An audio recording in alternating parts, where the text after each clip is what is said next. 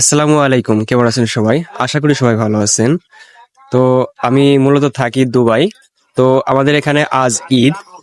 এই যে ভিডিও দেখতে পারছেন, এটি গতকালকার ভিডিও, কিন্তু সময়ের ব্যস্ততার জন্য ভিডিওটা আপলোড দিতে পারে নাই। আজ আপলোড দিচ্ছি। তো আসলে আমরা প্রবাসী, আমাদের আপনজন বলতে রুমে যারা থাকে এরাই আমাদের আপনজন, এবং আপদ বিপদের সঙ্গীও এরাই। তো আসলে প্ল্যান ছিল যে আজকে যেহেতু রমজানের শেষ রোজা, এজন্য সকলে মিলে ইফতারি করব। তো যেমন প্ল্যান সেমনই কাজ।